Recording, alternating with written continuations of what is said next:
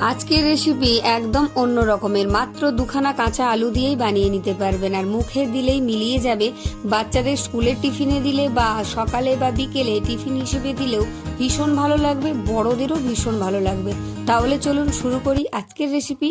নমস্কার বন্ধুরা, কেমন আছেন সবাই? ভালো তো? পাপিয়ার ঘরোয়া রান্না চ্যানেলটিতে সকলকে জানাই স্বাগত। চলে এসেছি আবারও একটা দুর্দান্ত স্বাদের রেসিপি নিয়ে। একদম স্কিপ করবেন না, পুরো ভিডিও দেখুন। আশা করি আপনাদের সকলের ভীষণ ভালো লাগবে। আমি রেসিপিটা তৈরি করার জন্য দুখানা আলু নিয়ে নিয়েছি, একটা বড় একটা ছোট। মেজারমেন্ট করলে মোটামুটি মিডিয়াম সাইজের দুটো আলু। আলুগুলোর খোসাগুলো আমি ভালো করে ছাড়িয়ে নিচ্ছি। প্রথমে একবার ভালো করে আমি ধুয়ে নিয়েছি, কারণ আলুর গায়ে অনেকটাই কাদা বা নোংরা লেগে থাকে।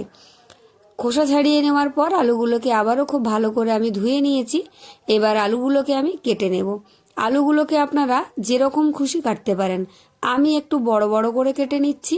দেখতে থাকুন যে আজকের রেসিপিটা কেমন হয়। যখন খুশি ঝটপট বানিয়ে নিতে পারবেন। একটা লাইক দিয়ে দেখাটা শুরু করুন, ভালো লাগলে একটা হাইপ করে দেবেন, আর ভিডিও শেষে গিয়ে কমেন্ট করে যাবেন। নিশ্চয়ই আপনাদের কাজে আসবে আজকের রেসিপি। সমস্ত আলুগুলোই এরকম একটু বড় বড় করে আমি কেটে নিয়েছি, দিয়ে একটা প্লেটের মধ্যে তুলে নিলাম। আমি আর এখানে আলুগুলো ধুলাম না, কারণ আলুগুলো খোসা ছাড়ানোর পর ধুয়ে নিয়েছিলাম।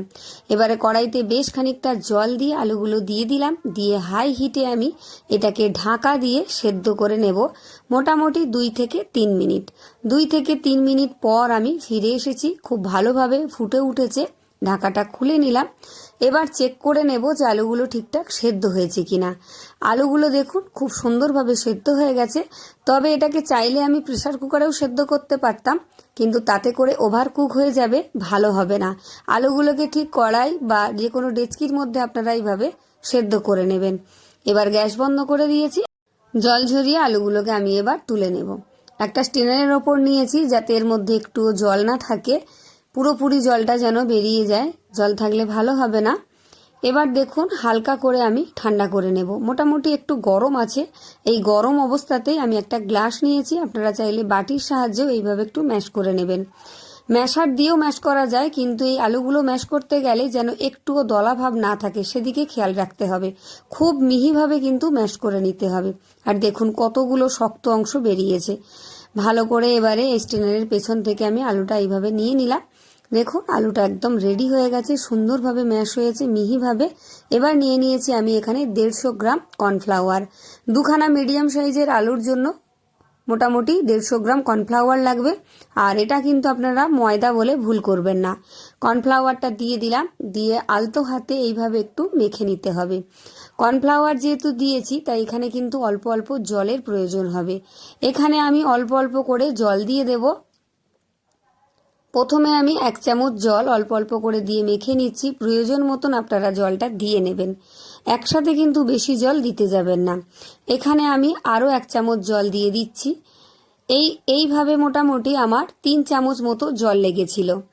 খুব ভালো করে আমি এটাকে মেখে একটা ডো তৈরি করে নেব, ঠিক যেরকম আমরা আটা বা ময়দার ডো তৈরি করি। আর যদি আপনাদের হাতে একটু চটচটে লাগে, তাহলে আপনারা একটু কর্নফ্লাওয়ার দিয়ে এটাকে মেখে নিতে পারেন। দেখেই বুঝতে পারছেন, একটু কর্নফ্লাওয়ার দিয়েই মাখবেন, তাহলে বেশ সুন্দর একটা মোলায়েম ডো তৈরি হবে। খুব বেশি শক্ত হবে না, আর চটচটেও হবে না। এই রকম একটা মাখনের মতন নরম মসৃণ ডো তৈরি করে নিতে হবে। দেখুন তৈরি হয়ে গেছে। হাত পরিষ্কার করে নিয়েছি, হাতের মধ্যে একটু সাদা তেল মাখিয়ে নিচ্ছি। দুটো হাতেই মাখিয়ে নিলাম। এবার অল্প অল্প করে এই ডো থেকে আমি নিয়ে নিচ্ছি। যতটা পারবেন ছোট ছোট তৈরি করবেন, যাতে এগুলো এক মুখেই চলে যায়, মানে এক কামড়েই খাওয়া হয়ে যায়। হাত দিয়ে একটু চেপে চেপে নিয়ে তারপর এরকম গোল গোল করে আমি তৈরি করে নিচ্ছি।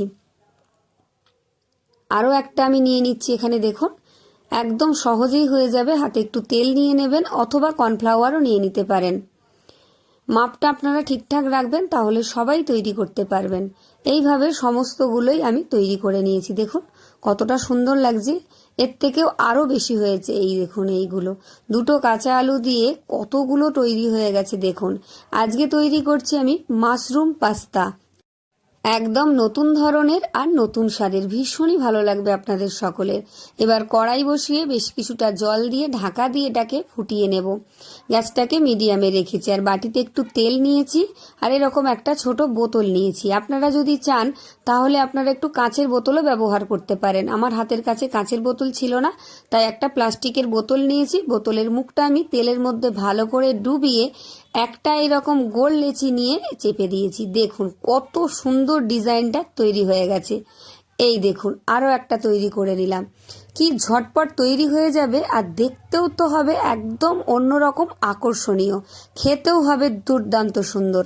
এইভাবে সমস্ত মাশরুম পাস্তা আমি তৈরি করে নিয়েছি, একদম মাশরুমের মতো দেখতে, তাই এর নাম মাশরুম পাস্তা। এদিকে দেখুন জল ফুটে উঠেছে। এবার এক এক করে আমি পাস্তাগুলো দিয়ে দেব। ঠিক যেমন দোকান থেকে কিনে এনে খান সেই রকমই টেস্ট হবে, তার থেকে ভালো তো কম হবে না। একটা একটা করে দিয়ে দিচ্ছি, আপনারা চাইলে সবকটাই দিয়ে দিতে পারেন, কোনো সমস্যা হবে না। তবে আমি একটা একটা করে দিয়ে দিলাম। তবে দেওয়ার সাথে সাথে কিন্তু একদম নাড়াচাড়া করবেন না, আপনা থেকেই ফুলে উঠবে, ওপর দিকে উঠে আসবে, তারপর নাড়াচাড়া করবেন।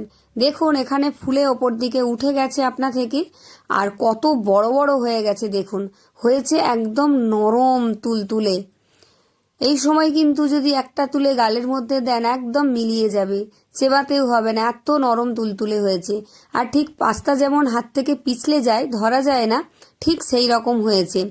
যেসব বাচ্চারা ম্যাগি, নুডলস, পাস্তা খেতে পছন্দ করে তাদের তো ভীষণ ভালো লাগবে। দেখতে কতটা আকর্ষণীয় হয়েছে দেখুন, কতটা সফট হয়েছে আমি দেখিয়ে দিচ্ছি, আর খুব পিচ্ছিল হয়েছে। গ্যাসটা বন্ধ করে দিয়েছি। এবারে আমি ছাঁচা দিয়ে তুলে দেখুন দেখাচ্ছি একটা কতটা সফট হয়েছে, একদম লুচির মতো ফুলে উঠেছে, একদম নরম নরম তুলতুলে দারুণ একটা আকর্ষণীয় জিনিস তৈরি হয়ে গেছে। এবার তুলে আমি বরফ ঠান্ডা জলে দিয়ে দিলাম। নর্মাল জলের মধ্যে কিছুটা বরফের কুচি দিয়ে রেডি করে রেখেছিলাম, তার মধ্যে দিয়ে দিলাম যাতে কুকিং প্রসেসটা একদম ঠিকঠাক থাকে। মোটামুটি 30 থেকে 40 সেকেন্ড মতো দিয়ে রেখেছিলাম। এবার জল থেকে তুলে নেব, বেশিক্ষণ রাখার দরকার নেই। এটা বাটির মধ্যে আমি তুলে নিচ্ছি। যারা ফেসবুক থেকে দেখছেন পেজটি অবশ্যই ফলো দিয়ে রাখবেন, একটা লাইক, কমেন্ট, শেয়ার দিয়ে রাখবেন। আর যারা আমার চ্যানেলে নতুন আছেন অবশ্যই চ্যানেলটা সাবস্ক্রাইব করে পাশে থাকা বেল আইকনটি প্রেস করে অল করে রাখবেন, আমার ভিডিও নোটিফিকেশন সবার আগে আপনার কাছে পৌঁছে যাবে। বাটিটা ছোট ছিল তাই একটা বড় বাটির মধ্যে আমি ঢেলে নিলাম যাতে মেশাতে সুবিধে হবে।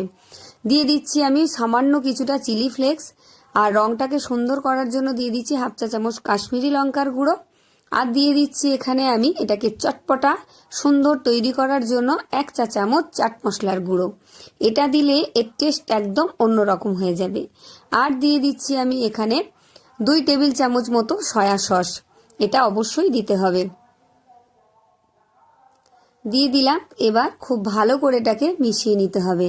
তবে এখনো কিন্তু রেসিপিটা তৈরি হয়নি, এটাকে আরও একটু সুস্বাদু করার জন্য এখানে একটা তড়কা প্যান বসিয়ে নিয়েছি। দিয়ে দিলাম আমি 2 থেকে 3 টেবিল চামচ সাদা তেল, আপনারা এর থেকে বেশিও দিতে পারেন, কমও দিতে পারেন। তেলটা খুব ভালো করে গরম করে নিয়েছি, গ্যাসটাকে বন্ধ করে দিয়েছি। দিয়ে দিলাম কিছুটা রসুন গ্রেট করে রেখেছিলাম, রসুনটা ভাজা হয়ে যেতেই দিয়ে দিলাম কিছুটা আদা গ্রেট করা আর 2টো কাঁচা লঙ্কা চিড়ে। ভালো করে ভেজে এবার এটাকে আমি এর মধ্যে ঢেলে দিলাম। এই তরকাটা অবশ্যই দেবেন, তাতে করে খেতে ভীষণ ভালো লাগবে। এবার দিয়ে দিলাম কিছুটা আমি পেঁয়াজ কুচি, একদম মিহি করে ঝিরিঝিরি করে কুচি করে রেখেছিলাম, আর দিয়ে দিলাম কিছুটা ধনেপাতা কুচি। এবার দিয়ে দেব স্বাদ মতো নুন। এবার ভালো করে আবারও মিশিয়ে নেব। প্রথমে একটু মিশিয়ে নিয়েছিলাম, তারপর তরকাটা দেওয়ার পর আবারও ভালো করে মিশিয়ে নেব। দেখুন কতটা লোভনীয় আর আকর্ষণীয় হয়েছে দেখতে, যে দেখবে তারই জিভে জল আসবে। আর বানানোও যে কতটা সহজ সেটা আপনারা দেখেই বুঝতে পারলেন। তাহলে একটা লাইক, কমেন্ট, শেয়ার আর হাইপ অবশ্যই করছেন তো। আর আমার ভিডিও দেখে কি আপনারা কে কে বানিয়ে খাচ্ছেন আর কে কোথা থেকে আমার ভিডিওটা দেখছেন অবশ্যই জানিয়ে যাবেন। দেখুন কতটা আকর্ষণীয় আর লোভনীয় হয়েছে, মুখের মধ্যে দিলেই বুঝতে পারবেন। তাহলে মাশরুম পাস্তা কেমন হলো অবশ্যই কমেন্ট করে জানাবেন। দেখা হচ্ছে আবার একটা রেসিপি নিয়ে, ততক্ষণের জন্য টাটা।